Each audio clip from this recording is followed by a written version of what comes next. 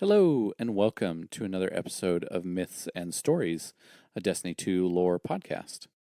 Today we are continuing our Eris Mourn series. Probably going to be the last one in our Eris Mourn series because we're kind of caught up with her.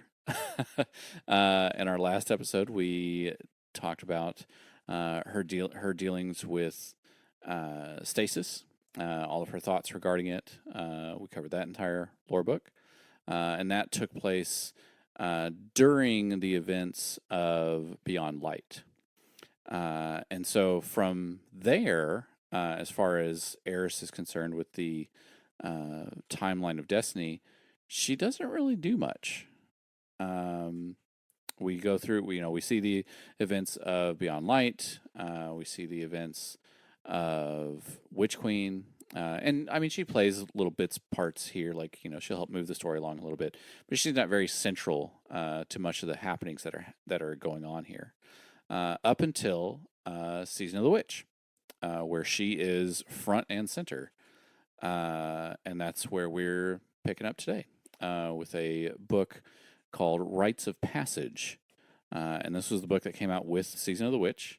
And I believe this was the weekly, like every week you got a new entry to it. So I think as long as you did as long as you did the story beat, which you can go do right now if you haven't done, knock it out.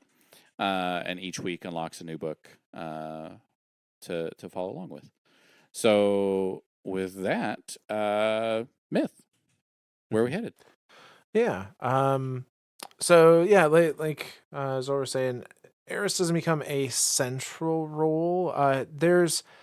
You could maybe argue that she plays a large-ish part of Season of the Haunted, as far as the mechanics of like helping other characters navigate that.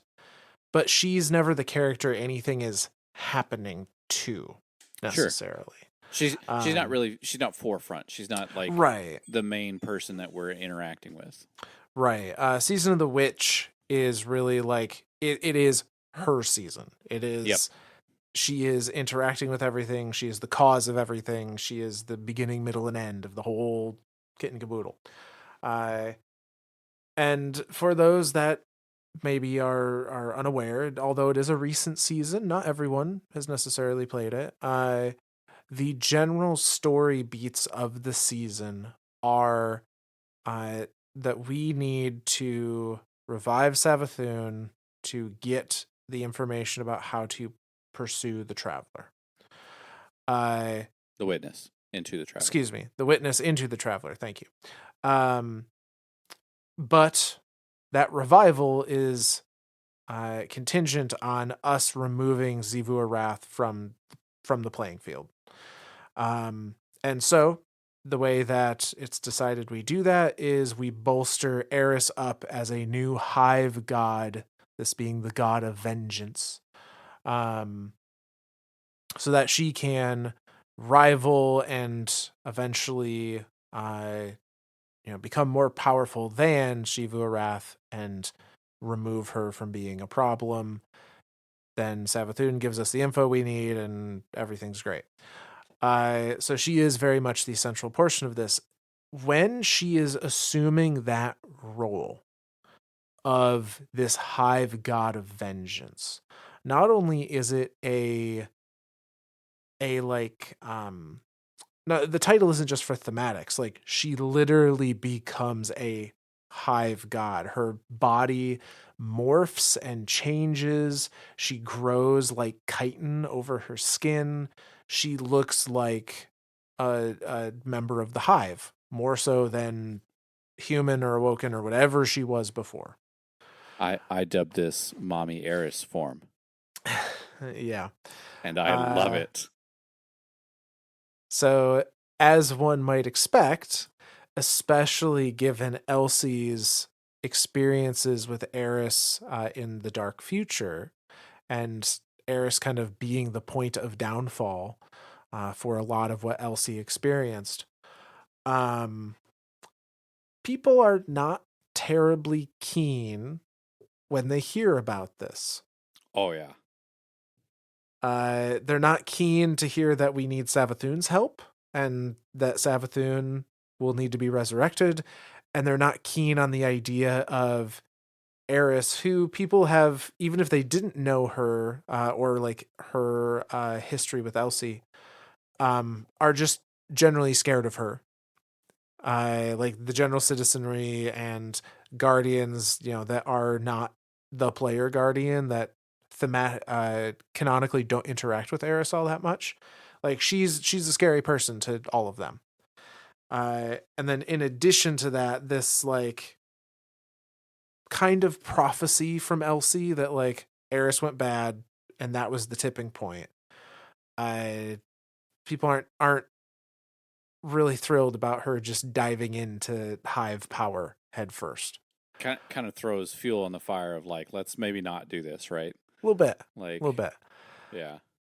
But there also wasn't a whole lot of options on the table, and Eris did have people in her corner that trusted her. Um, that being Ikora, that being us, the player guardian.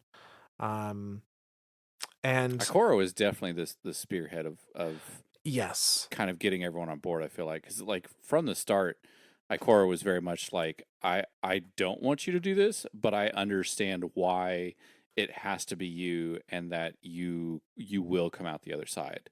right. Yeah, so we have a lore book that came with Season of the Witch that isn't necessarily, it's not written by Eris. It's not uh directly about Eris. It is all the different reactions from everybody else around like what is happening to her. And Because we get to see front and center what happens to her. Like yes, if we're you want to there. see it, go play the go play the season. Yeah, and it serves this final kind of lore book serves as a really interesting point to see where Eris, all the way back where she started, and now where she has ended up in various people's eyes, as well as the eyes of the player throughout the season. So it seemed like a good. Not only is it the most recent book around her, but it seemed like a good point to kind of capstone our series on her thus far about like this is the general perception around Eris Mourn now. But so with that, we're going to start. The book is titled Rites of Passage, and the first chapter is titled Process. And this one goes like this. Saint 14 and Osiris sat across from each other at the rough wooden table, focused on the array of wires, struts, and braces spread out before them. Mithrax had mentioned that his splicer gauntlet had been causing his arm to go numb, and Saint's overeager offer of assistance had turned into an evening of frustratingly meticulous tinkering. Mithrax had politely excused himself hours ago, but Saint and Osiris were so focused on their discussion of Savathun's bargain that they had hardly noticed. We don't have a choice, Osiris said, threading a wire through the lacy frills of a tiny ether converter. The future the witness is crafting is beyond that portal is more terrible than we could imagine. Anything is preferential to that. Anything but her, Saint grumbled. Even her, Osiris said defiantly. If Savathun knows how to pursue the witness, and there is little reason to doubt that she does, we must work with her. There is no other way. With an exo's patient precision, Saint straightened a row of metal pins. I do not know how you can say that, after everything. Osiris raised his eyebrows. Oh, I am a beacon of forgiveness, he said, but the words soured on his tongue. So you forgive her? Saint didn't need to look up from his work. No, Osiris said quietly. He aligned a metal tab with its slot and pressed it into place, waiting to hear a click. that didn't come. The truth is, Osiris said, I hardly think of her at all. Saint looked at him flatly, but Osiris shrugged, his face open. I know how it sounds. I have acknowledged what happened and moved on, I suppose. I am here, alive, with you. They say that's the best revenge, don't they? Saint coiled a stubborn spring and prepared to slide it into a support brace. Is it revenge to allow the violator to avoid accountability? The violator is dead, Osiris said wryly, and will live again if Eris and the Guardians fulfill this prophecy or prediction. The spring shot from between Saint's fingers, or whatever Savathun wants to call this new trick. Osiris heard the spring clatter in the corner near the kitchen and rose wordlessly to hunt for it. Saint sighed. I do not know how you can be so calm, he said. You sometimes act as though you do not remember what she did to you. Oh, I remember it all, he said softly, without turning away. I remember being helpless. The words caught in his throat. Saint pushed his chair back and stood, but Osiris was already back at the table, a dusty spring in the center of his palm. There is still fury inside me, he said. Fury that I will probably carry forever. I acknowledge it, but I do not let it consume me. I control it, and I take strength from that. Osiris placed the spring on the table and sat back down. Saint moved to his side. Denying your emotions is not strength, Saint said carefully. I admit that if I could, I'd change what happened, Osiris said. But not if doing so changed where it led me. Osiris reached out and gave Saint a half embrace around the hips. Have we finished talking about this now? Osiris asked, and Saint heard the rawness in his voice. And so Saint kissed the top of Osiris's head and sat back down. It would have to be enough. And that's the end of that chapter. I love the two of these. I absolutely love Saint Osiris. They're one of my favorite stories. Um, but yeah, so through this it's this to me is more of a like what you were saying, like it's what's happening to the people, uh the more important figures of the Destiny universe during this season, right? So the few big things: Savathun needs to be resurrected. Uh, Imaru, I want to say he straight up tells us this, like Imaru knows exactly what we need to do, and who knows Mm-hmm. how to follow the witness. Because we've tried, like we've there's a really rough in-game cinematic where like they try to send someone through, and then like the next scene is them basically smashed on the face of the traveler, almost half melted into it. It's ugh, ugh. Um, but yeah, so if there's one person that would be what I would think would be hesitant to res Savathun would be Osiris, the person that Savathun uh, infected and possessed for an entire year, and then left comatose for another year after that. Right. And of course his partner, who literally stayed by his side, like was there every day at his hospital bed every day while he was at home, like did not leave his side the entire time. So it stands to reason that Saint would be like, hey, like I understand that you're willing to forgive her or do whatever, but like she's the whole reason that you are the way you are now, and I like the way that Osiris acknowledges that, and to say, like it, you know, if I could, I'd change what would have happened, but not if doing so led me to where it has now. Because again, without Savathun taking over Osiris, I don't know that he would have ever discovered Strand. Like he wouldn't have accepted his and I don't know if he accepts his mortality or not, but he seems more down to earth ever since the events of Savathun taking him over have happened, and him coming out of it. Now, granted, the first thing he did as soon as he came out of a coma was like rush off into no man's land and try to like deal with Rasputin in that entire season. Rasputin and Clovis, and like I am Osiris, like cute. So yeah, like I really, and throughout that season, like we saw entries between Osiris and Anna, um, that he was like, look, take some time, like accept the people around you and know that like they are more important than anything. Saint talking about Osiris and basically telling Anna that about her sister. Um, so yeah, like again, this uh, it's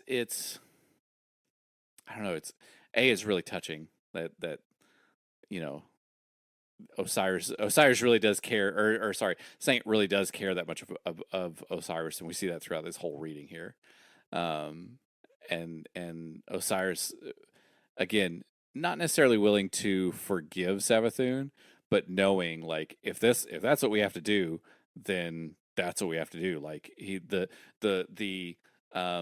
what the logician in him, the man that follows logic most of the time, is like, look, if that's the only answer, that's the only answer. Like we're gonna do it.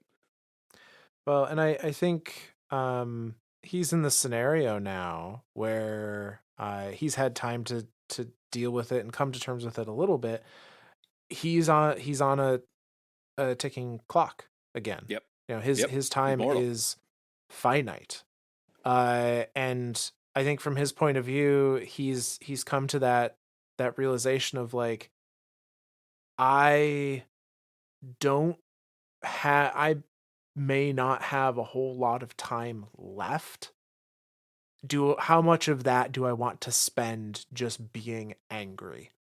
Sure. And he's like, there's fury there. Deep down, like there's still anger, but it's, you know, do I want that to define me for whatever is left of this life, or do I want to try and enjoy what's here? And if Yeah. protecting the things that I want to protect come at the cost of not being able to act on that fury, then that's worth it to him. Yeah. That's again, the logician says, if that's what I got to do, that's what I got to do. Yeah. And so where this one isn't necessarily about Eris, it is how Eris's decisions are affecting the people around her. Uh, the next one is very much about Eris specifically. Um, so this next chapter is titled "A Matter of Distrust," uh, and someone is very not okay with Eris's plan. This one goes like this. As Ikora neared the console and the helm, a voice cried out from the shadows as a figure lunged for her. Ikora's hands moved reflexively to deflect the blow and deliver a killing strike, but she stopped after recognizing her attacker. She allowed Elsie to grab the front of her robes and shove her against the bulkhead. Were you even listening? Elsie screamed, her hands shaking in frustration. How many reports, Ikora? How many times did I tell you what I saw? The pain in her voice tore at Ikora. She knew the stories almost as well as Elsie at this point.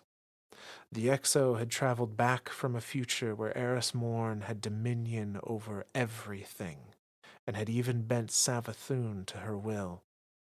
And it had not ended well. Elsie pushed away and began to pace, furious. Elsie, Ikora said gently, I know the future you came from, but that is not this future. I have seen what happens when Eris Mourn has unchecked power, Elsie hissed. I have smelled the corpses. Ikora wanted to comfort Elsie, but knew that any attempts at camaraderie would push her further away. Instead, she straightened her robes. The Eris in your timeline was corrupted by darkness, she said coolly. We now understand how to wield the darkness without becoming lost in it. Eris Morn was corrupted by power, Ikora, Elsie said. The same power you are encouraging the Guardians to... She nearly choked on the words. To tithe to her through hive rituals. And you think that is somehow better? Ikora took a breath. I hear you, she said with quiet authority. And while I trust Eris, I will not lose my objectivity. If actions must be taken, I will take them. Elsie shook her head. I wonder if you said the same thing before your body was buried in the wreckage of the tower. Ikora waited. One cannot speak when the other is unwilling to listen, Osiris had once told. It's in her voice, Elsie said. She sounded small. She sounded truly afraid, Ikora realized. You can hear it, even through her hive transformation. When she speaks, she's smiling. Elsie took a careful breath. When she led her troops from the Scarlet Keep, when she attacked the Traveler, when she turned us against each other and I was forced to... Ikora reached out a hand to stop her from having to say it. To kill my sister, Elsie whispered, pleading for understanding. To kill Anna. Eris was smiling, the same smile. Ikora laced her fingers together and looked at the floor. I won't watch it happen again, Elsie said, and her voice was ice. And that's the end of that one. Ice like stasis. Ooh, got it. No. Yeah, no, like if there's one person that's gonna be pissed about this, it's Elsie. Like she's lived through it. It's not just that she's seen it, she has literally lived through it. You know, I've smelled the corpses. Like I know what this path leads to. And for as many reports as she sent Ikora, of course, that's who she's gonna be pissed at the most. Be like, Yeah. hey, what the fuck? Which again, it's kind of funny too, because in Beyond Light, Elsie works really closely with Eris, and I'm trying to remember, and I'm pretty sure this is how the events go. Elsie, after discovering the Puka and the Quicksilver nanites aboard the Ishtar station above Neptune.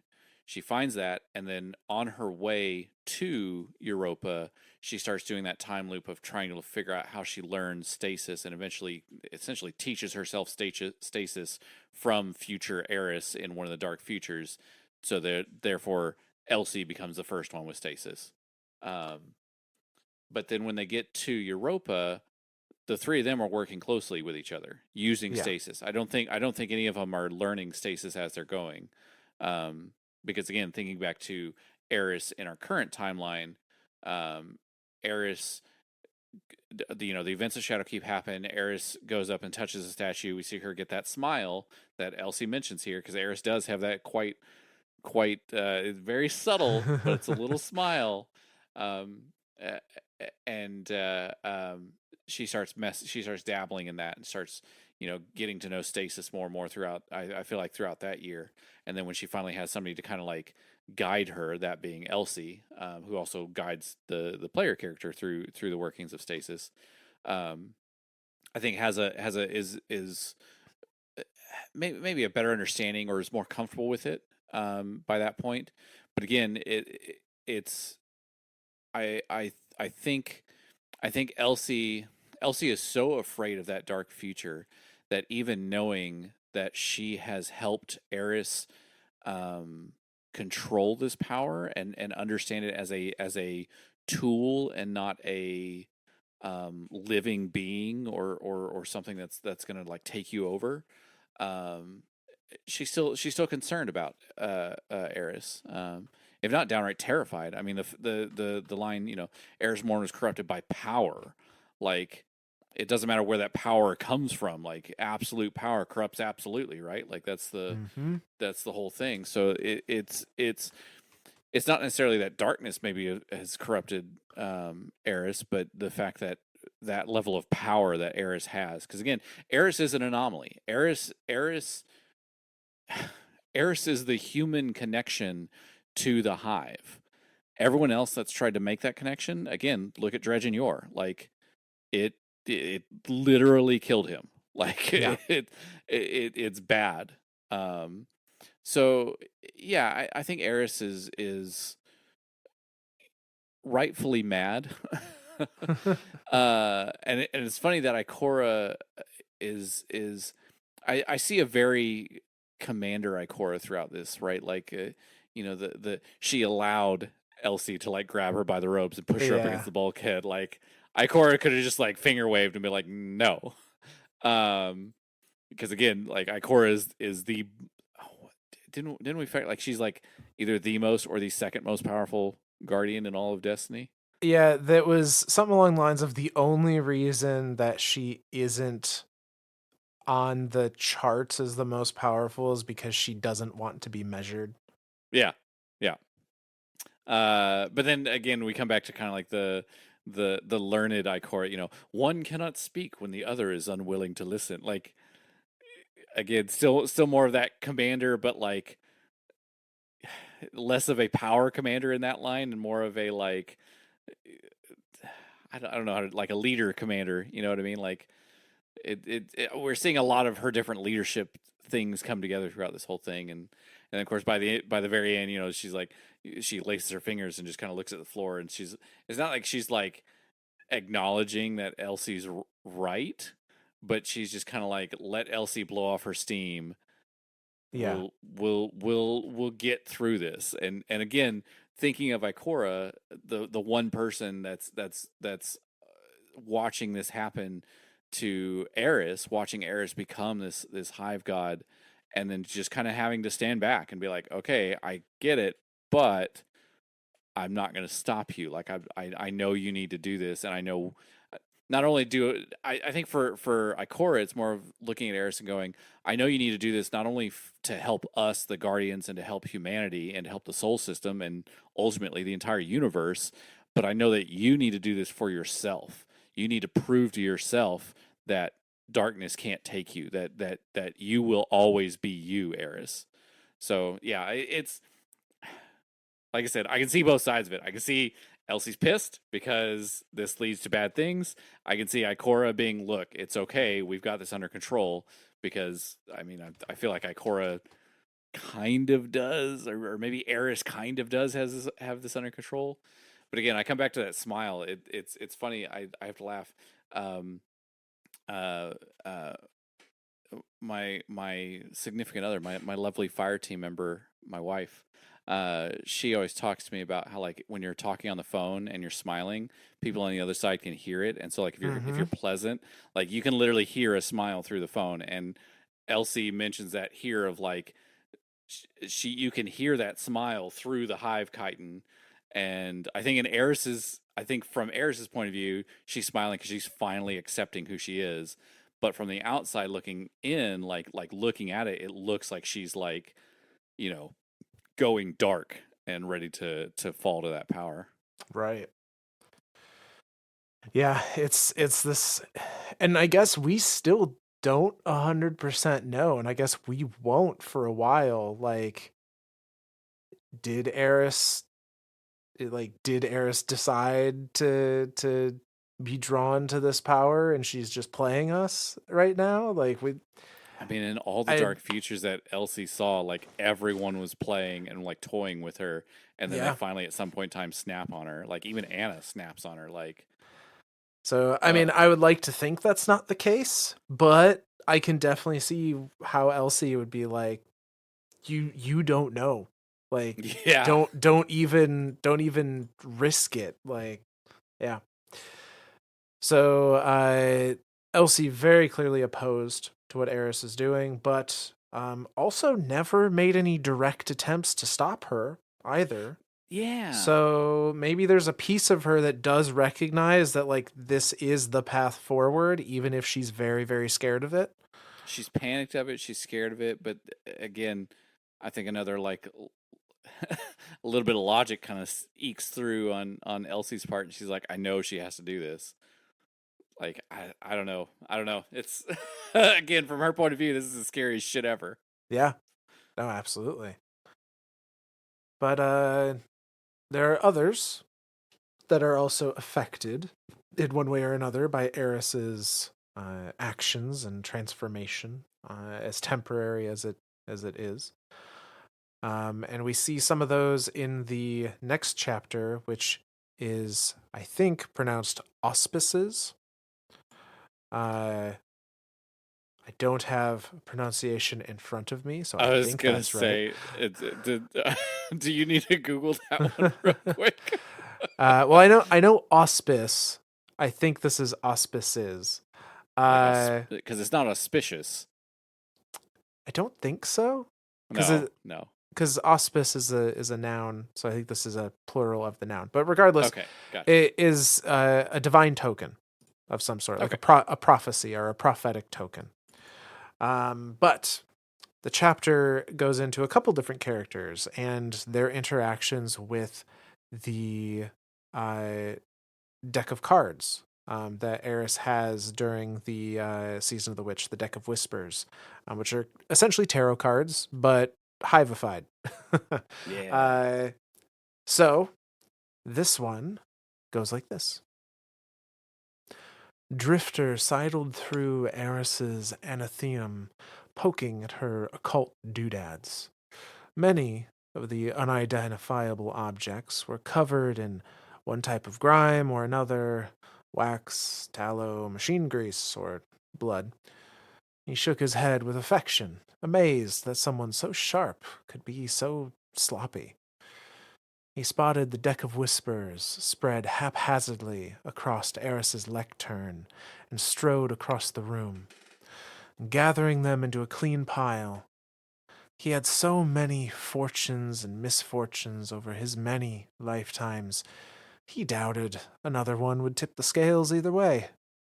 Drifter cut the deck fearlessly and flipped over the top card with a flourish.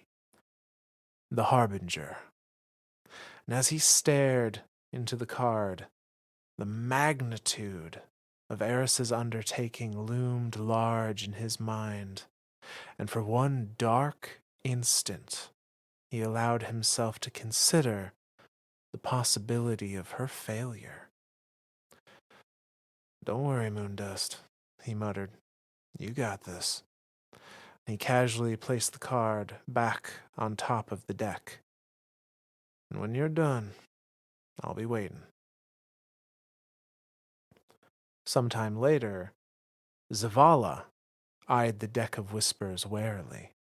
He had been touring Eris's base of operations when the cards had caught his eye. They seemed to draw his attention with silent insistence. The commander had never been one to seek omens or portents. It wasn't that he chafed at the idea of cosmic forces influencing his fate. The far reaching effects of the traveler on his life had long put to rest his hubristic sense of self determination. Rather, he distrusted the riddles that such ocular devices employed. He had heard too many of the Witch Queen's half truths to trust anything but hard evidence anymore. And yet, Zavala picked up the deck and immediately sensed its power. It felt heavier than the weight of its materials, and as he hefted it in his palm, a card slid from the middle of the deck, as if pulled by an unseen hand.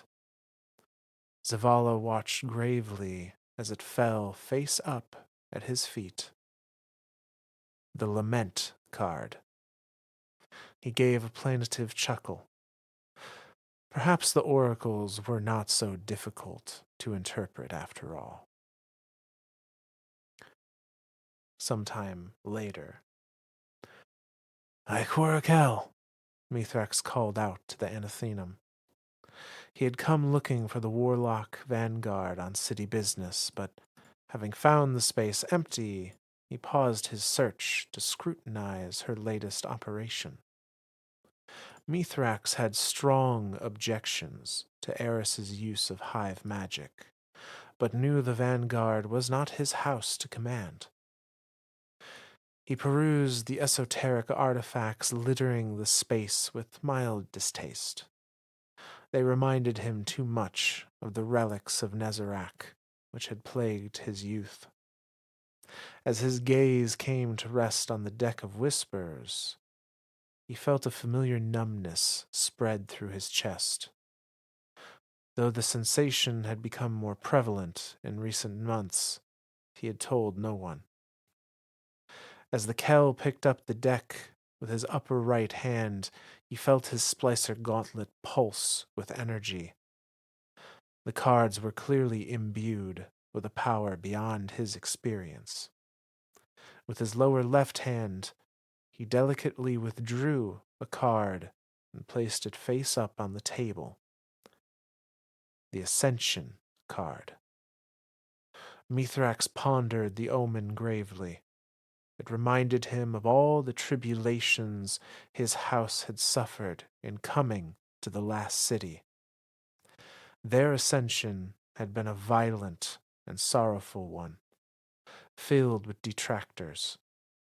Yet the peace and security they found among the humans had justified their risks. Now it was Eris who was walking into the sanctum of her mortal enemy to save her people. Mithrax shook his head in self-rebuke. Perhaps he had been too rigid in his opinions regarding Eris Mourn's mission. He owed her the same grace that the Vanguard had extended to him. He slid the card back into the middle of the deck and felt the numbness in his chest recede once again.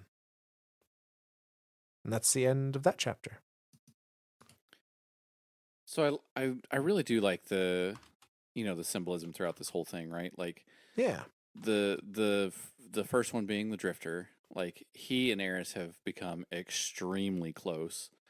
I hesitate to call them lovers, but I don't think it's far off if it's they're pretty not close. um, I do like his his I don't know it like his assessment of her space where she's like, God, she's sloppy. But then I think of like Drifter space, and I'm like, aren't you kind of fucking sloppy yeah, too? Like, pot meat kettle, like yeah, like okay, whatever, it's fine, whatever. Um, but then of course him, seeing the deck, and to me, Drifter would be the one person among all of these that would have like zero inclination to believe anything of this. Like, right. he would look at it as like, oh, it's just a a gypsy style of tricks or whatever. Like he's not looking at it as like an actual fortune of like this means something to him.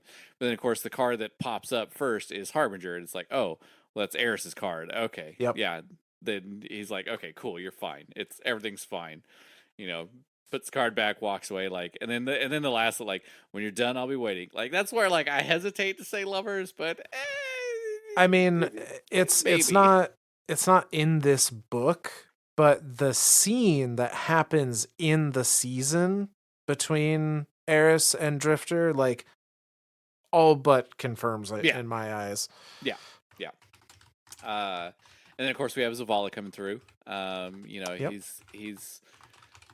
This is a very different Zavala than we've seen in it throughout the past. I mean, like all through the two times in recent history to me that have like changed Zavala. One being the season of the Haunted, where he's forced to confront his nightmare of his dead wife, um, and two, Witch Queen, where and specifically the scene where he's like, we had, he's got Savathun's worm in front of him, and he's like, the light shows her like she was dead, and the light just like those two. I think those two scenes like change Zavala completely. Yeah. And so by now we have a very different Zavala. Like again, I think the the felines in here, like uh, the far-reaching effects of the traveler on his life had long put to rest his hubristic sense of self-determination. Like he doesn't really see himself as like the end-all be-all, but like yeah, it the but then the idea that like he doesn't really like the idea that this thing speaks in riddles, like the whole idea of a tarot card being, well, this is your fate. Well, it's your interpretation of what you are seeing as this fate is kind of what he's thinking of it as, and he's like, I don't like that idea of riddles. Yeah. um but then of course, the card falls out anyway, and you can't help but look at the card and read it. And of course it's Lament, and I don't remember which card specifically Lament was associated with throughout the deck. Lament. Do you remember? Yeah, Lament is associated with, I don't remember what the picture on it is, but in the Sororicide book, Lament is tied to Shivu Wrath. Okay. And it's essentially Shivu just saying like, grief, there is no grief, I will not grieve. Fear, there is no fear, I will not fear. Pity, grave, and rot. It was essentially her lamenting, refusing to allow herself to feel emotions over Oryx's death. Yep. And that parallels Zavala a lot. Yeah. Or at least where Well, he came from. exactly. Again, thinking back to the season of Haunted with his wife and his son, like he he he accepts them, but he tries to bury them so deep. He tries to bury the memory of the two of them so deep that, like, I want to say that season might have been the first we even knew that he had a wife and a son. Um, because both his wife and his son, like, Zavala had them post being res. Like, Yeah. as Zavala, he met a mortal woman, and by nature of being a guardian, he will outlive her. And so same thing with their son, like he will outlive the two of them. um so yeah, like it yeah, Lament parallels way too much there. Yeah. Uh um and then of course say Mithrax, like yep. it, um I he's kind of like I feel like he's the, of the three here, he's the more reverent. I feel like he very much, Absolutely. he sees the light as not just the space that he's in, but he sees the light as very much he reveres it. He looks to it.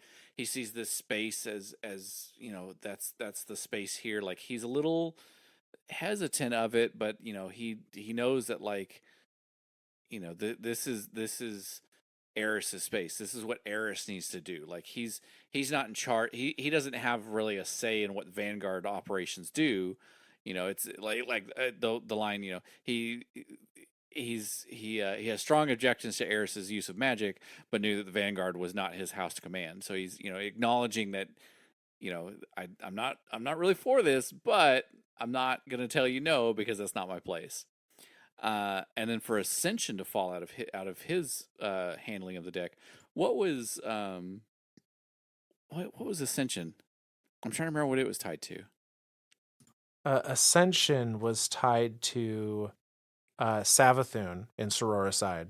And it's essentially her talking about how Shivua Roth is too stuck in her ways, and how Oryx was too narrow-minded, and how like Savathun herself is the only one that ever rose above her station to become Ah, something more than the Hive.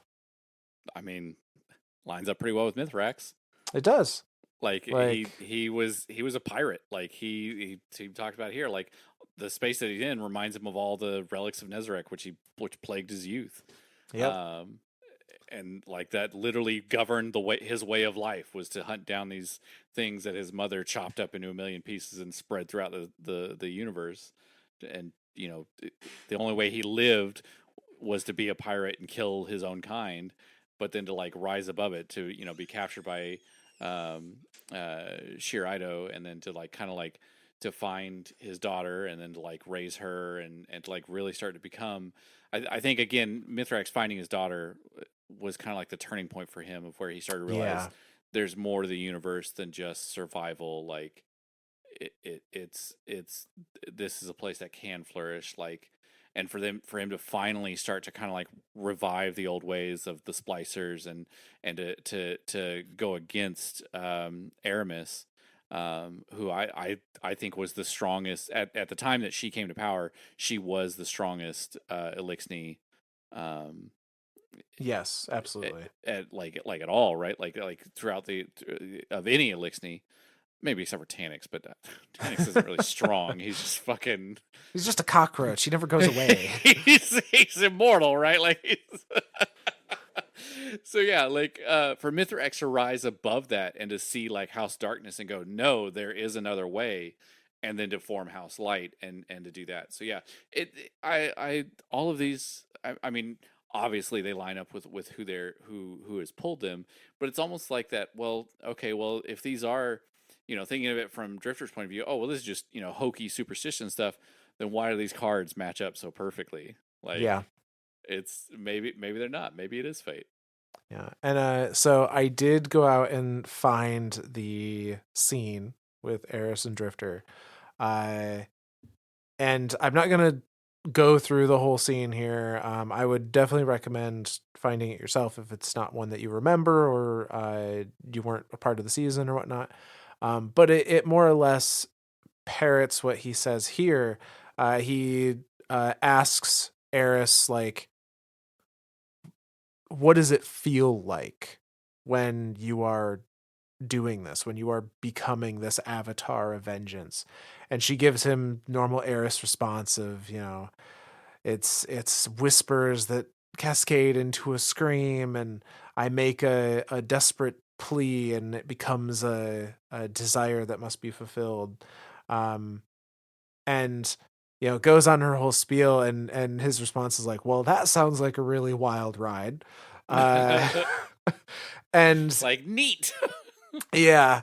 But then he gets a little closer, and he puts a hand on her shoulder, and says very similarly to what he says here. He goes, yeah, just remember that i'll I'll be here through the end of this. And her response is, and I will too, trust, using his own little catchphrase back at him. Oh, oh. Uh, so it very much reinforces the idea of like, there's got to be something there. Like, there's I'm got to telling you, there be. is. There's no way there isn't. Like, I mean, I don't maybe know. they're just very good friends. I I don't know, I but I asked Bungie for one, right? Like, I wanted to see Amanda yeah. and Crow, but then they took that from me. So I'm like, all right, well then, is this the one I get? Do I get Drifter and Eris? Is that my love story? Is that that's what I get? Okay, fine. If that's what I get, that's what I get. But you can't take this away from me, Bungie. I asked for one, you took that away, and now you gave me this, and I'm okay with this. I'm not saying I'm upset with it. I like it. I enjoy it. I just want one love story. And if this is the love story, then this is the love story. I like it. But don't take it away from me. Yeah, don't kill someone off in a random Please, for the love explosion. of God, do not kill Eris next season. Like, if we have to kill Eris to get inside the friggin' Traveler, I'm not doing it. Uh, All right. So there is another person that is very directly affected by Eris's decision here, and if anything, enables her ability to become this hive goddess that a lot of people forget about uh, for this season. Um, and that is actually Asa. Because the thing that is required, apparently, for any kind of hive tithing ritual to take place is a worm god or a piece of a worm god in the form of the individual worms in all of the hive. So Eris ties herself to Asa in order to begin these rituals at the very beginning to allow her to assume this form. And we see that from Asa's point of view in the next chapter, which is an invocation. And it goes like this: Titan's methane oceans roiled. Saturn's crushing gravity caused massive tidal waves to surge across the moon's surface. In the comforting blackness beneath the waves, the tides swelled and contracted like the breath of a great beast. Within that churn of elemental forces, the proto-worm Asa slumbered. She was not asleep in any sense her bonded guardian would understand. For the frail humans, sleep was a frantic, uninhibited state. Their minds roamed freely between terror, ecstasy, and oblivion. It was not a condition that Asa recognized as restful. Instead, the proto-worm's attention drifted peacefully among quantum fields unspoiled by physics or matter. Her consciousness diffused from the dense thought forms used by the humans to a more expansive state of being. She was as a mist upon the face of the cosmos. Time flowed through her as a tranquil breeze. Asa. And her serenity was suddenly eroded, as if a gyre had suddenly formed beneath her mind, sucking her inexorably back into her body. She felt herself sink as the whispers continued. Aka, Sita, Sel, Asa, Ora, Lis. The crushing density of her material form suddenly weighed her down. She calmed herself as she re-identified the oppressive force as mere physical sensation. I separate the truth from the dead. The phenomenon pulled her back. Pulling her back was familiar, a human voice. The words were sharp and pointed. They smelled of putrefaction, of despair and violence. They continued, I am the many-mouthed hunger. I am the knife-edged truth. And the voice grew stronger. Like a saprophytic fungus blossoming on a carcass, it spread its mycelia tendrils through her mind. An invocation. She knew intuitively that she could withdraw from this connection if she desired. The will of the unseen voice was not so strong as to enthrall her. Not yet. I devour the free. I conspire with my vengeance. Asa suppressed the urge to recoil. Beneath the ritual words, she recognized a discordant note, one of altruism. The speaker was sacrificing themselves as well. They proposed mutual tribulation for a greater purpose, the survival of the universe. Their reciprocal apprehension gave her solace. Asa opened herself up, allowing the voice to resonate within her. I will take what I need. The words in my throat are the weapon in my fist. The gruesome nature of the speaker's method became clear.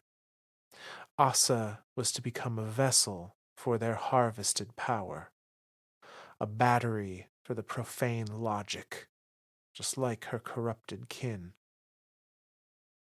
Waves of conflicting emotion cascaded through Asa as memories of her flight from Fundament resurfaced.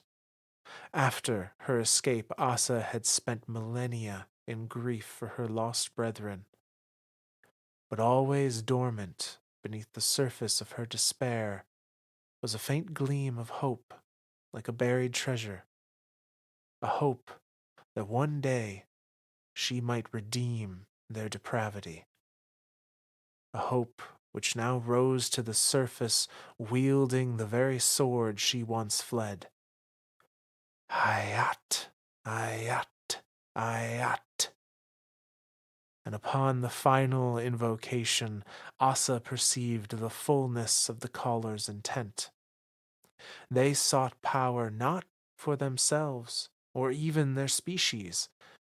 They fought to preserve the very cosmos as they knew it, to save it from the cruel grasp of a wounded tyrant, using the only tool they could. The proto-worm imagined the universe swelling and contracting like the tides, beyond the reckoning of any one being. When moved by such swells, one could only accept their impetus, making of them the best one could. And from her bonding with Sloane, Asa knew this is what humans called fate. And that's the end of that chapter. It is because I say it is. Right? That's the whole Ayat thing. Yeah, yeah. It is because it must be. Yeah. Because I say it must be. Yeah. Um, my will is that strong, therefore it is. It is because it is.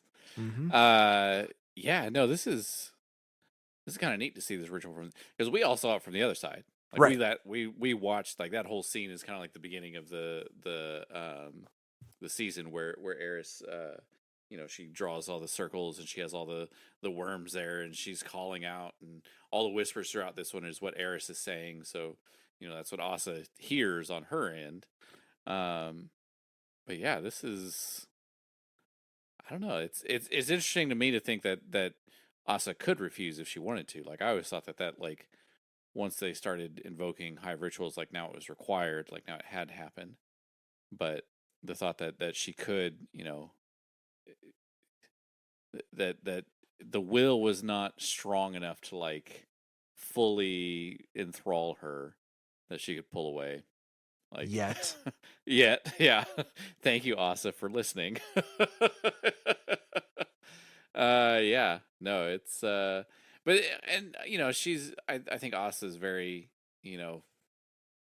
conflicted. I mean, it says it towards the end there, right? Like the reason why this invocation is happening is they wanted to turn Asa into a battery, right? Like another Right. um another energy font or whatever you call it, like the same way that all of her other worm brothers and sisters were turned into. Um, so that it's interesting to me to think of that. Like Asa is an uncorrupted worm, correct? Correct. She's a She proto fled. worm. She fled Fundament before,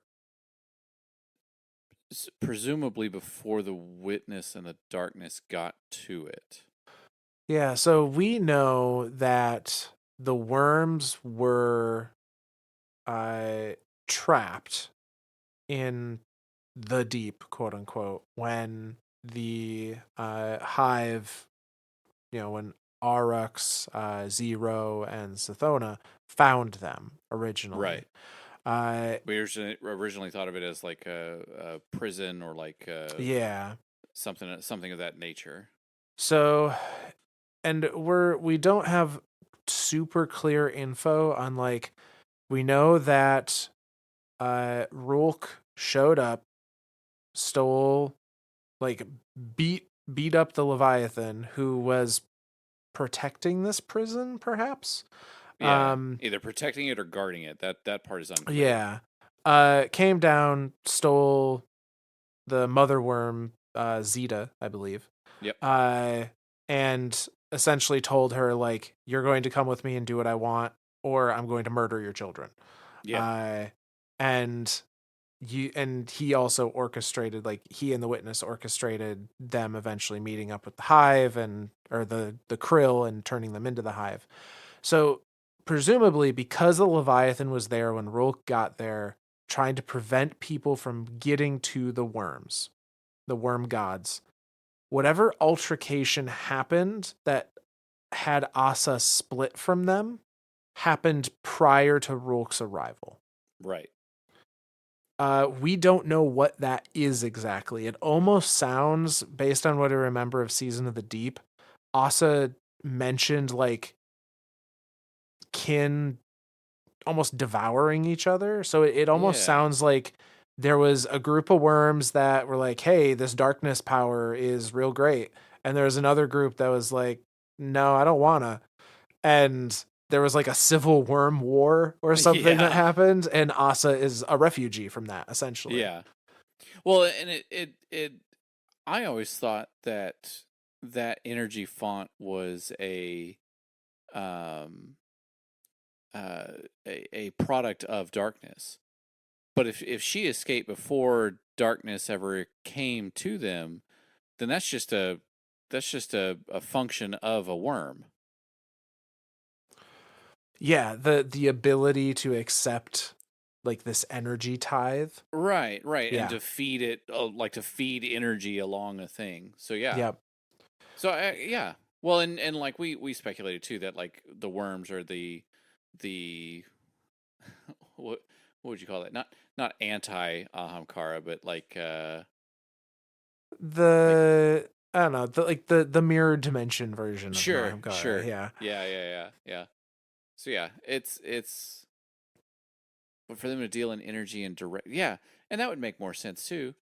Like if they would be like wish magic is kind of like whatever the hell, um, but still requires that energy, that feeding. Whereas like the worms are like, well, we'll just do it, but we have to feed each other. Yeah, I don't Yeah. know.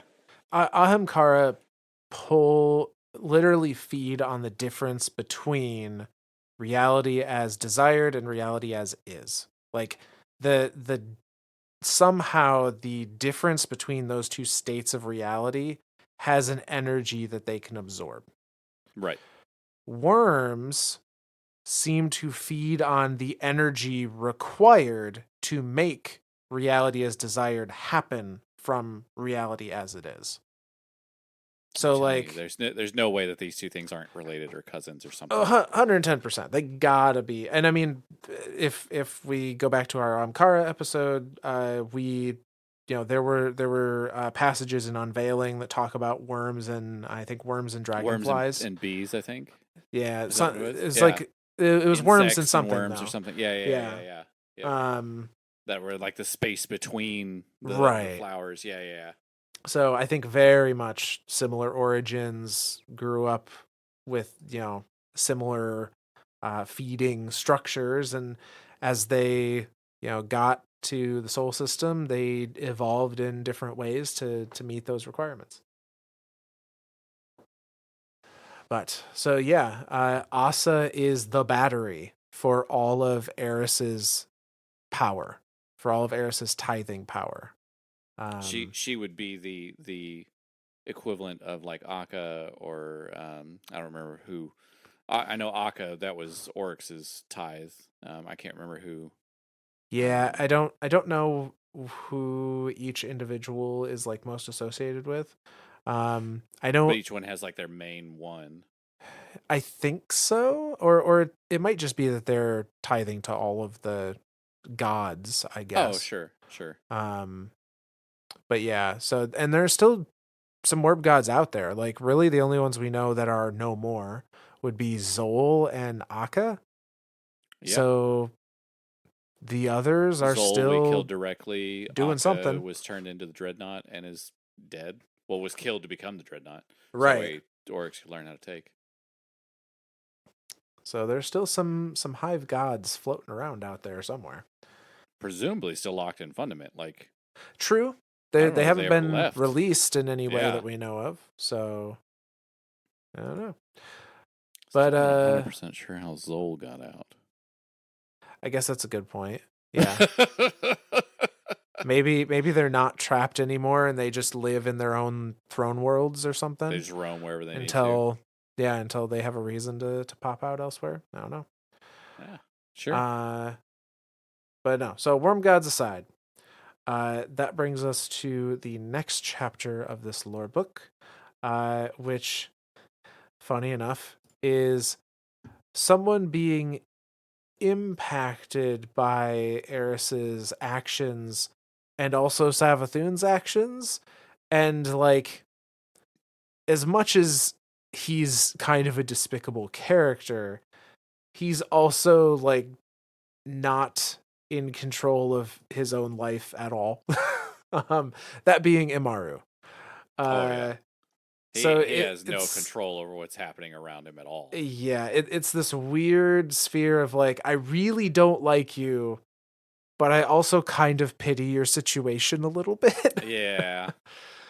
Because like uh, throughout the whole season, like we just threatened to crush him multiple times, and like I don't know. Like, I swear, there's times where he's just like, "Fucking do it," and we're yeah. like, but like we're both like, each party is entrapped to the other party. Like we can't do anything without Amaro, and Amaro can't really do anything without us. So it's like we have to work together. Yeah. But so Amaru has a little trip around the tower while Season of the Witch is going on. And he meets a guardian that is particularly well versed in the logic that Amaru associates with the hive. Uh, so this one, which is just titled A Big Fan, goes like this. Amaru floated at the edge of the large crowd, waiting for an opportune moment. He tried to remain inconspicuous. The hive ghost had snuck out of the tower, leaving his bone-ridged shell behind to avoid unwanted attention. He had filched an old shaded shell from an office junk drawer. The sunglasses made it perfect for sneaking around under cover. Given the gaudy shell these preening tower ghosts wore, Imaru was sure his new appearance would go unnoticed. He wandered around the last city for a while, watching the citizens putter from one inane task to the next. Since resurrecting Savathun, Imaru had been witness to the creation of a throne world, cosmic level spellcraft, and an interplanetary invasion. Being pent up with the humans, watching them haggle over the price of charred carrion was maddening. He was nearly bored enough to return to the tower when a stream of rowdy celebrants piqued his interest. They poured into the streets from houses, bars, and betting parlors, all making their way toward the edge of the city. Numaru floated along with them. The crowd eventually arrived at the perimeter of an abandoned military base. Well-to-do patrons filtered past red jacks into the base, while most of the crowd gathered around enormous screens set up outside.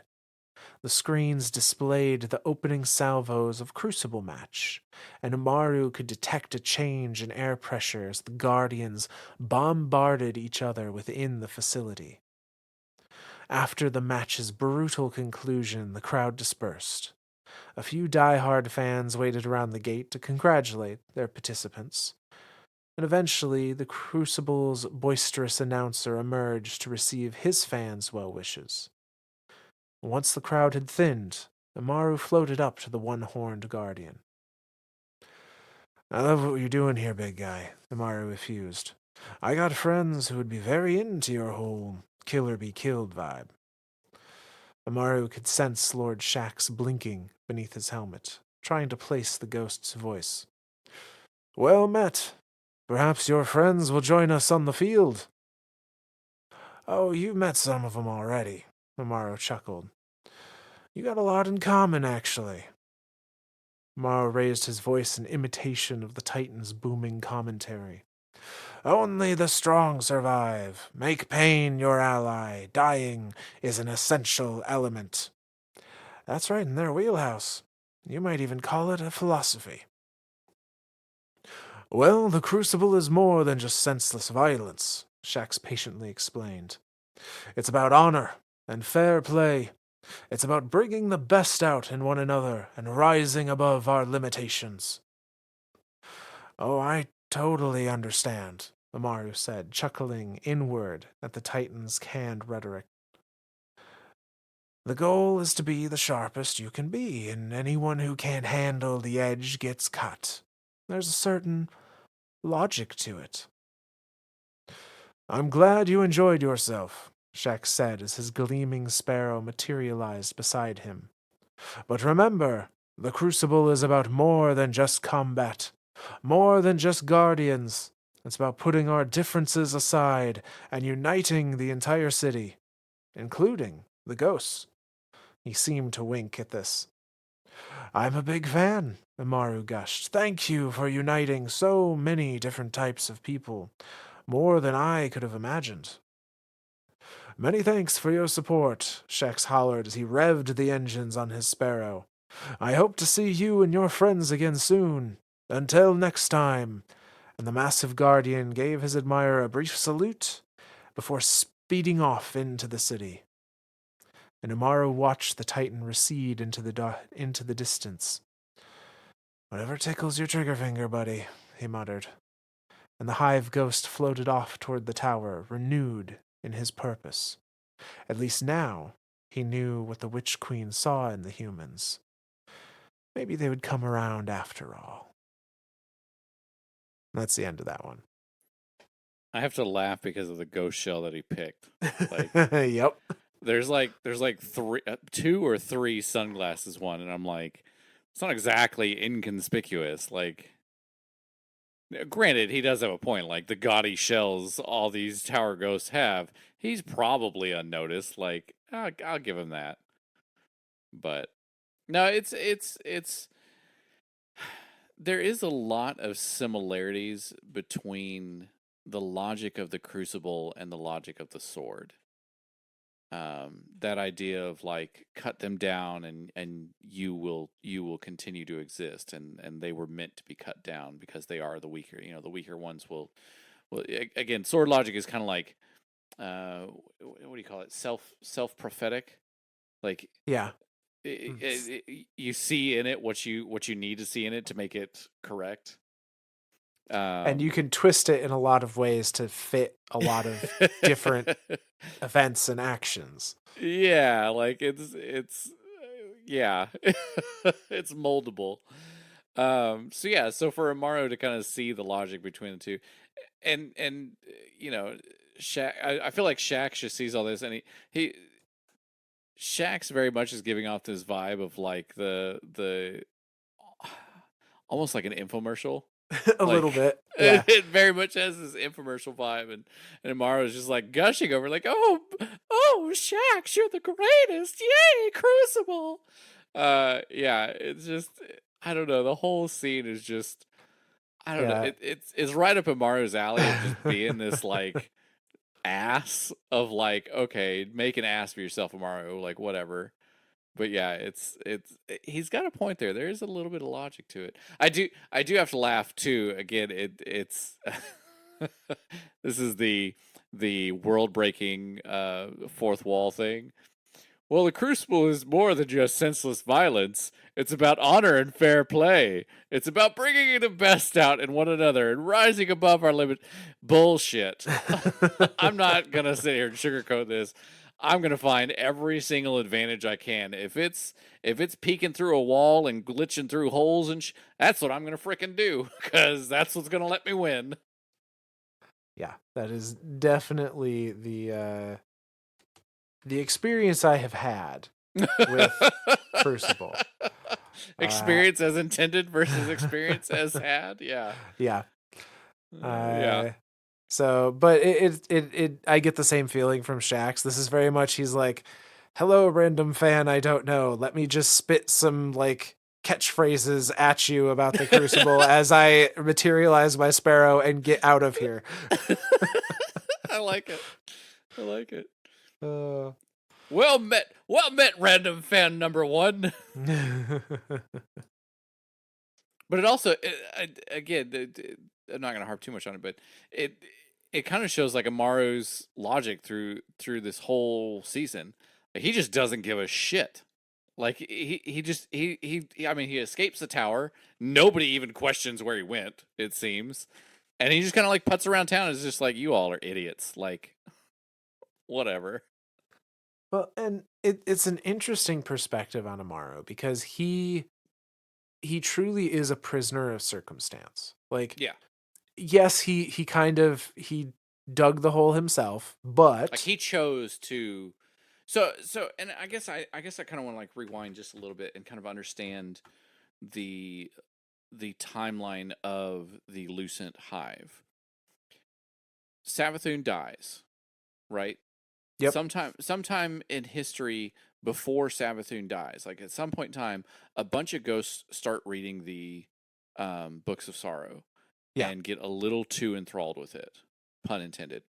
Uh, they One of them being Amaru, he becomes the first ghost. He becomes the first uh, hive chitin, um, hive shell chitin. Because again, there he is still a ghost, right? Like, he's still a right. ghost of the traveler He just has a shell that's made out of this that's like made out of hive hive chitin. bone. Yeah, yeah. Yeah, So he chooses to res Savathun after she dies.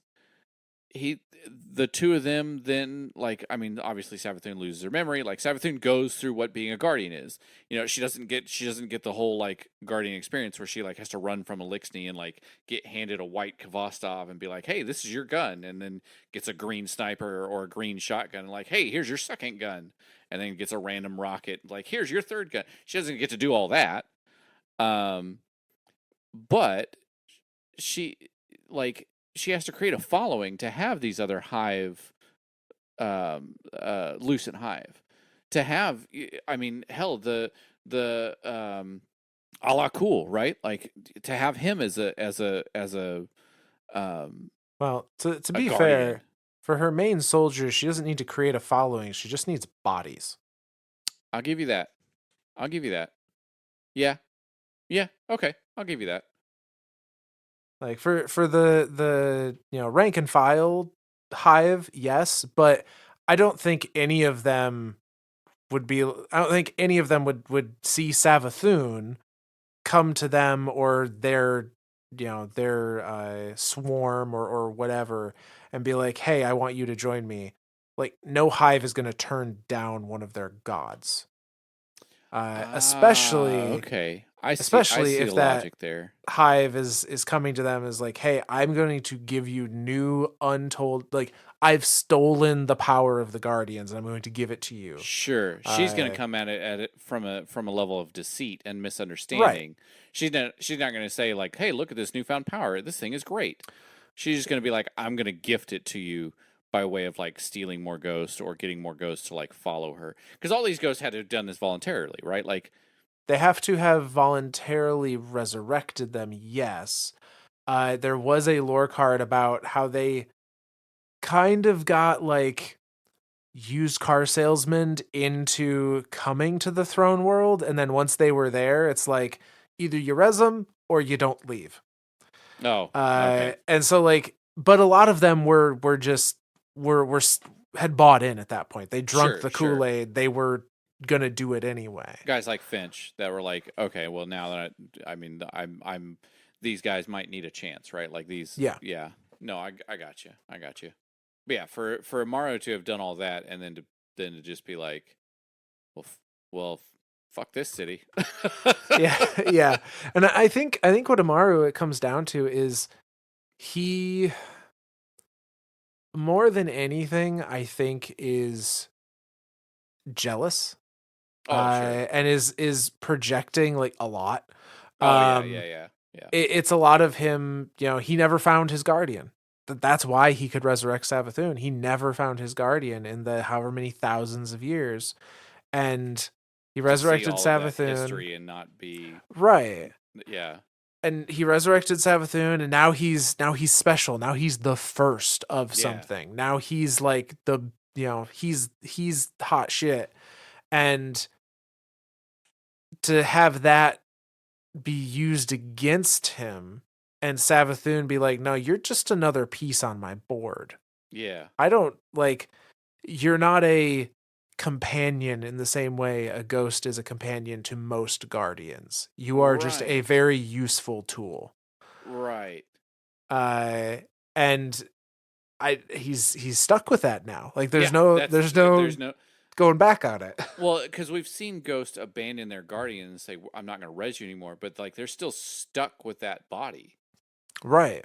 Like I think the only ghost that's ever like transferred bodies was the Golden Gun, right? Yeah. Yeah. And that was a very I mean, that's a specific very scenario. specific set of scenario. Like all of that had to happen in a very specific way. Yeah. So yeah. Um. Yeah. Yeah. Okay. Yeah. Or So not man. he Golden Gun. Jason Ward. Jared Ward. Jared Ward. Yeah. Last word. No, Yes. that's the same person, right? Shin Malfer is the one that has the last word.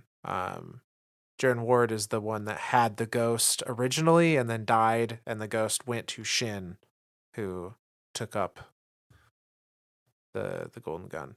I know we did a whole series on this myth. Yes, we did. Yes, we did.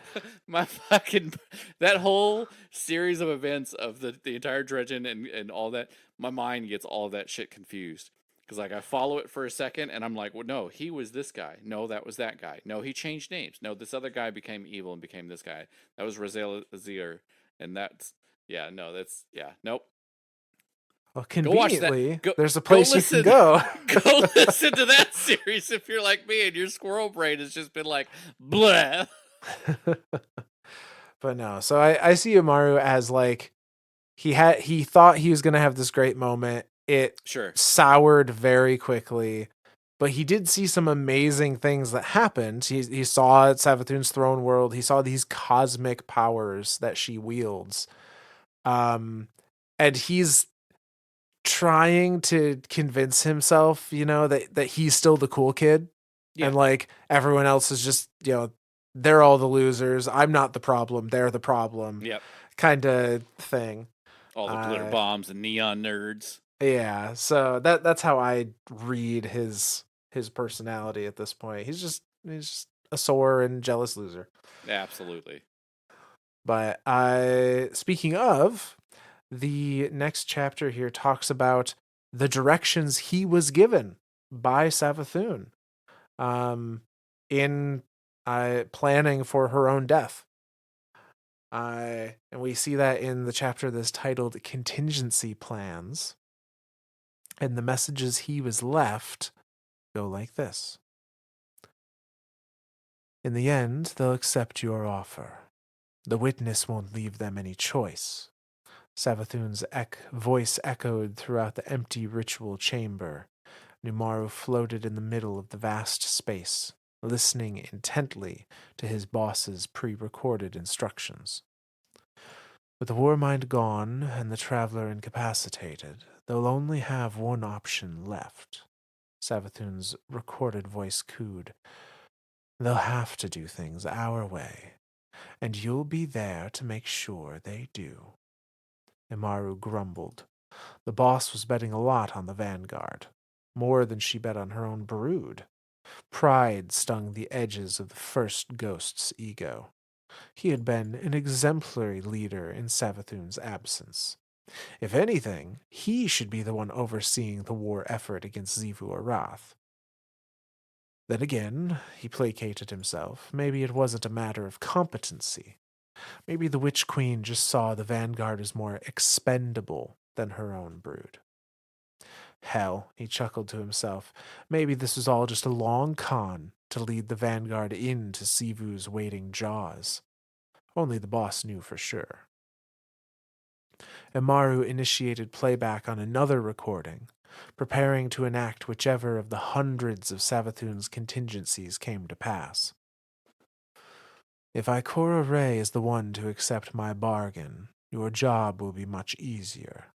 The recording began. That one has a deep well of bloodthirst. She ruled the Crucible for many years, as you recall. Her eagerness to be reacquainted with death will lead her back to her convoluted ideas on thanatonautics.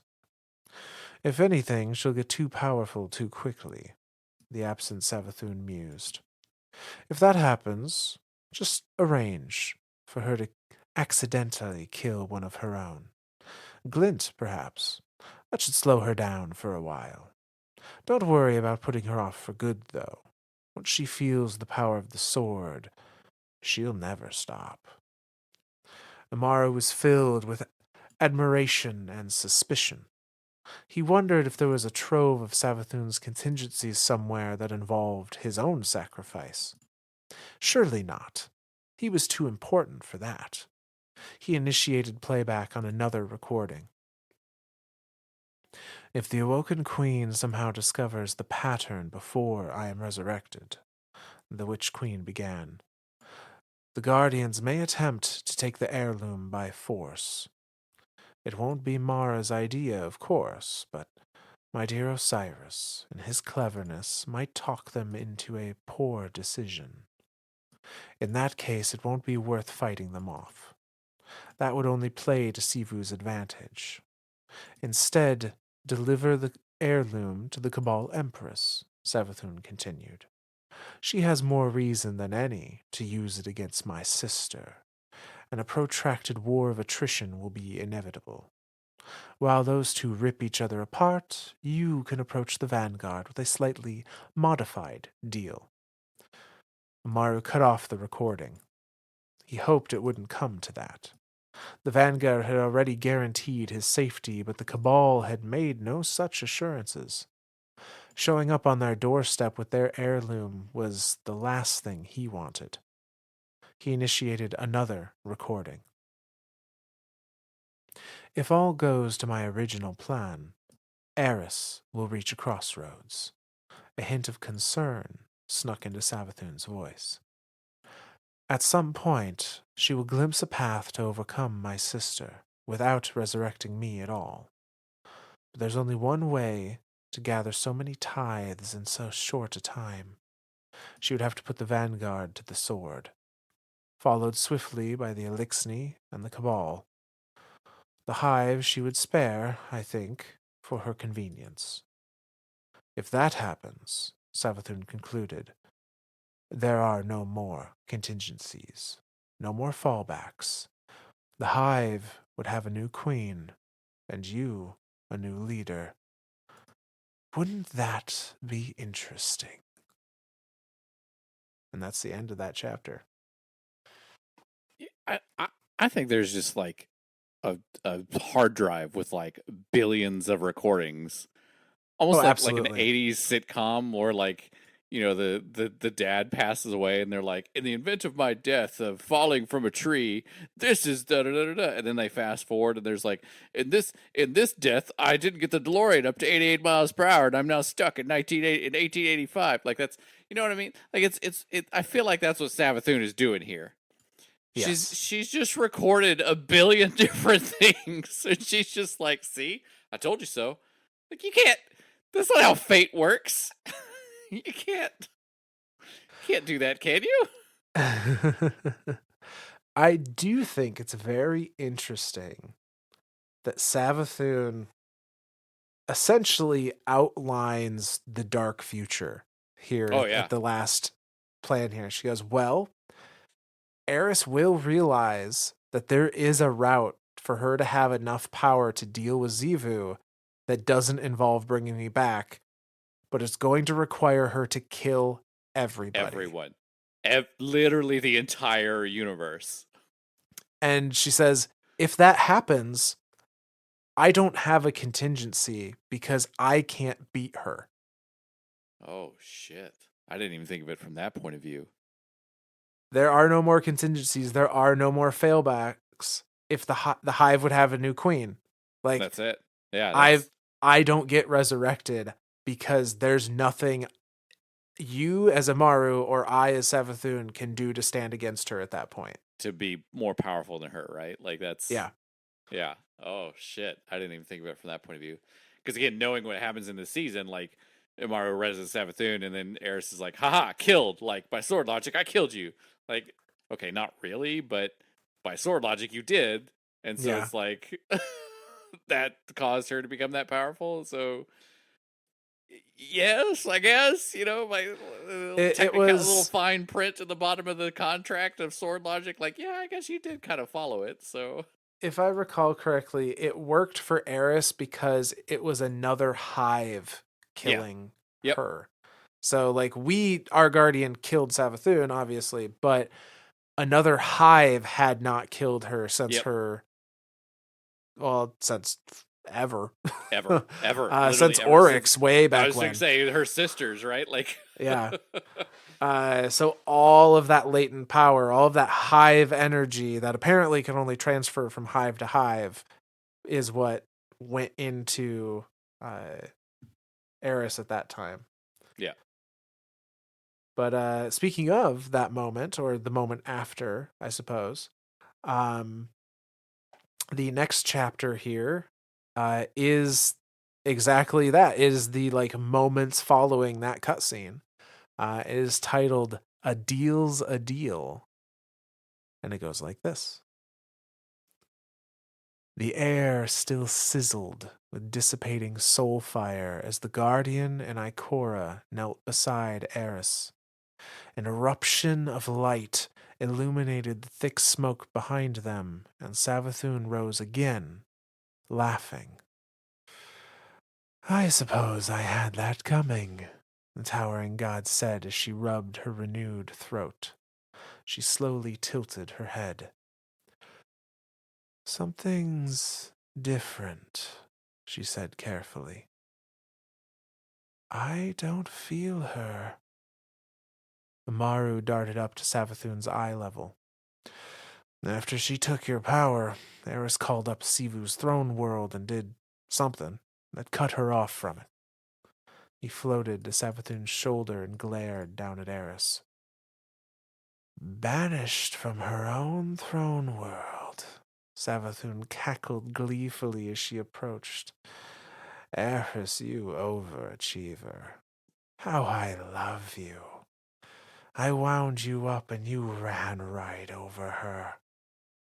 Savathun crouched, peering at Eris's collapsed form with intense curiosity. I am surprised expending that much power didn't kill you outright, she said. Though it explains why you're back in that awful little meat body of yours. Eris propped herself up on one elbow. Ikora moved to help her, but Eris waved her off. Our bargain is complete, she said. Your sister has been dealt with, and you live again. Now, Eris demanded, her uncovered eyes glowing fiercely. Tell us how to follow the witness. Tell you? Savathun frowned, her voice edged with disappointment. I already showed you. Ikora leapt to her feet, roaring void energy distorting the air around her. She took a measured step toward Savathun. No tricks, no riddles, no lies twisted around the truth, she said, her voice firm. Tell us now, or I don't have any reason to let you leave here alive. Savathun slowly drew herself to her full height and grinned down at Ikora, spreading her wings wide. Eris may have managed an interesting sword logic stunt, but I have lost none of my power. She began to hover, her talons dragging across the ground as she floated towards the warlock. You're in no position to stop me. The Guardian rose from Eris's side. I am, they said. Savathun paused for a long moment, her ossified face unreadable.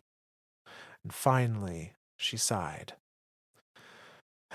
Just when you were starting to impress me, she said as she closed her wings and stooped to Ikora's height. Imaru bobbed awkwardly to keep level with her. We both need to stop the witness, and to that end I have given you what I promised, she said slowly. You will find you have it when you are ready. Like Eris said, our bargain is complete. There is no need for drama. Ikora gritted her teeth. Savathun shrugged. Pout all you like, Ikora, she said. It's not a trick, and if you won't take my word for it, then... She looked around the ritual space of her throne world. Her eyes settled on Imaru, and she smiled. Take him. But what? Sputtered Imaru. Savathun ignored him. Take Imaru, my loyal ghost, my connection to the light, she continued, dropping to one knee in supplication. I leave him with the vanguard willingly, so if you would rather give me my final death than stop the witness... Savathun closed her claws in a fist. Crunch, she purred. Capiche? Imaru flew between Savathun and Ikora. Don't I get a say in this? He shouted. No, Savathun laughed.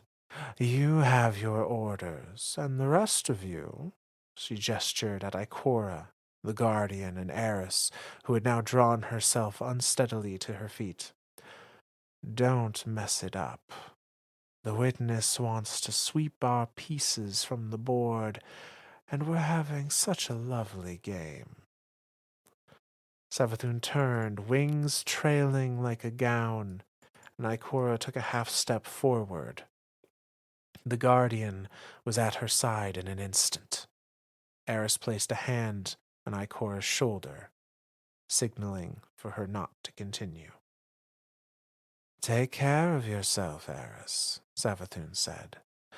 It was such fun seeing your mask slip. And the delighted laughter of the Queen of Lies echoed through the ritual chamber as she vanished down the long hallway. And that's the end of that chapter. It's it's so funny because we know now that she did show us, like, she showed us the wish. She showed us it was literally imprinted on her wing. I don't know how long that wish has been there.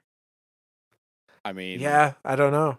has that wish literally been there since when? Since the collapse?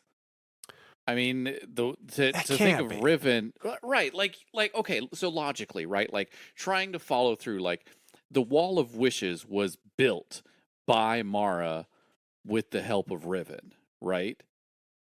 So maybe. So like the Dreaming City had to have existed at that time. The Wall of Right. Wishes was built, and like there's no way. I mean, that point in time didn't exist at the time of the collapse. Like while the collapse was happening, Mara was escaping in the ship and booped the thing and made the distributary. Correct. But we do know that Savathun went to the Dreaming City after Oryx had died, and she Oh took shit. ownership of Riven. That's right. And that she's the whole reason why Quoria's quote unquote in charge there. Right. So it's not beyond the Shit. realm of possibility that I doubt that it's a case where like the wish was in her wings the whole time, I mean, maybe what better place to hide it than on right. her own body? Like, I It mean, it could be a case where like she may have wished with Riven, like maybe part of her wish was for that clue to be left in her skin or something. Um, because that's the thing with all the wishes is like they exist in the world. Like right. you can go find all of them. I think the only one you can't actually find physically in the world is the one that's in the cutscene that plays at the end. It's in the Titan Shield Yeah. in the Yeah. cutscene, but all the other ones physically exist in the Destiny universe. I think some of them you might not be able to get to now because they might have been in places that got blipped out by the darkness. But I think for the most part, you can actually physically go visit some of them. Yeah, But I think you can at least most of them. what better way to guard a wish than to keep it on your body, right? Like you know it'll never get separated from you. Like yeah. Yeah. And it says even in here that she like spread her wings in front of everyone. So Yeah. she was telling Ikora like Literally shows her right there. Like I've it's already right showed here. you. She, in classic Savathun style, she's given all the info she needs to give, but has Yeah. not made it obvious that she's done so. Which I guess she's following the rule. Like it's so fucky with her, right? Like Yeah. she I feel like she'd make a great lawyer, I mean, yeah. right? Like gives you just the like gives you the exact amount of information that you ask for with zero outside like it's funny when I think of like lawyers questioning people that are have taken the stand and have to answer question stuff. They're like, do you know what today is? And the correct response to that is yes or no. That is the only amount of information you have to give. But most people would answer with like, yes, it's Tuesday. You have now voluntarily given information that was not asked of you. And Savathun does the lawyer side of that. She is like a lawyer's, I don't know, greatest witness. I like they'll ask her the question, "Do you know what day it is?" and she would just nod. She wouldn't even say yes or no. Like it she and the wonderful thing about it is like it's just pure habit at this point. Like she doesn't need to do this to yeah, feed anymore. she's Like free of the she darkness. right, she doesn't This is need just to part of her obfuscate now. the truth. This is just it's so ingrained Which in her. okay, so going off of Ghost Resing logic, is that her trait? Is that has that been like her driving force her entire life? I mean, maybe if you go all the way back to Sathona, That's what I'm saying. Like she didn't all the way tell back her to the Krill siblings, right? about her She father's familiar. right, like until they Yeah. were nearly at the deep at that point. And then like pulls it out at the last second was like, hey, look what I've got. And everyone's like, hold the fuck on. You've been talking Yeah. to a dead piece of chitin? Like what the hell is this? Yeah. I think it's just her nature. Like she just is the liar. Like she can't like it's like the drifter, like he reses and his ghost is like, come to the last city, and Drifter's like, if that's where everyone is, that's where I don't want to be, and like that's his driving force of like, don't follow anyone else. Oh my god, dude, that wouldn't that be? Oh, I feel like that's just too spot on, right? Like that's just her driving force. Like that's her trait that got brought forward. Yep. I wouldn't be surprised. That would make a lot of sense for sure. I do love that we are in this. Like I know, normally we've been mentioned as like VIP 2014, but like we are the guardian. Like we Yeah. are the person mentioned in here, and like Ikora's ready to just freaking Nova bomb the piss out of her, and we're just like, yep, let's go. Like we did it once, we'll do it again. we'll do it again. I ain't got no problem doing it again. Poor Eris is just like, nah, it's good. We're fine. Everything's fine. It's like bargain has been fulfilled. Like it almost seems like Eris is almost acting on Ahamkara rules, and maybe by It's what it nature feels of like. being connected to Asa, like Yeah, has to. that's what I get. I get that vibe from it of like, yeah, Yeah, like the bargain is fulfilled, and it's not just a like a casual deal was made, like some kind of binding cosmic Yep. agreement happened here. Yep. So, uh, so that is actually where we're going to end our readings on this book. There is one chapter left, however, it has nothing to do with Eris.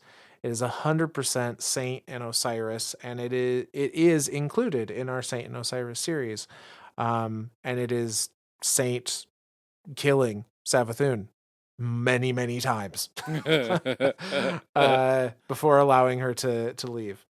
Um, but yeah, so this is gonna be the closure of our Eris series thus far, at least until more Eris craziness happens. We have now caught up to present day. That's it. We That's did it. it. Yay, us. Yeah. All right. Well, now what? We do have plenty of ideas for further episodes. I know one that people have asked about and I want to do is Dragon Slayers and Gifts and Bargains, the Season of the Wish Ahamkara books. However, a very big barrier to being able to do those is that for whatever reason, they are still hidden in the API. So they're not readable anywhere other than in game. Looks like it's Which time to start typing. yeah, might need to do to some transcribing or take some screenshots or something to try and get those, because it doesn't look like we're gonna have another way to do it anytime soon. Well, neat. Um, Well, that'll be. but I'm excited for that too. yeah, so we have that as well as some others that we're gonna be doing in the lead up to Final Shape. But yeah. So say no shout outs for this episode, but just want to remind everyone, if you listened along and you liked what you heard, you want to support us in some way, a review on your platform of choice goes a long way for us. If you feel strongly enough, you want to leave a text review, we love seeing those. Or you can reach out on Twitter at Myths and Stories, Z instead of an S. Gmail, same name at gmail.com. Or we do now have a YouTube where we are publishing archives of our episodes and eventually going to catch up with the normal releases there. But that is just youtube.com/at Myths and Stories. And you may see yourself as a future shout out. Yeah. I know. Usually I give a thank you. I'm just gonna thank everyone. Thank you guys. Thank listeners. Thank you other creators of content that is Destiny and non-Destiny. Any creator of stuff. I know a lot of us do this. A lot of content creators do this, as a source of income. Myth and I are fortunate enough that we do this for the hell of it. So we just keep going. Yep. So yeah, I know. Right now, it's Destiny's in that bit of a lull. Like we know it'll be this way till Final Shape. It's kind of an interesting time right now. Scary time, but still interesting. Yeah. But for anyone that's sticking with us through all this, like, thank you. Like, it really does mean a lot to us that people are still listening to our stories each week. So yeah. Yeah. Myth, you got anything else? No, that's it. Alrighty. Well then, from all of us lore daddies to all of you guardians out there, we'll see you next time. You found your people. Guardians do love their myths and stories.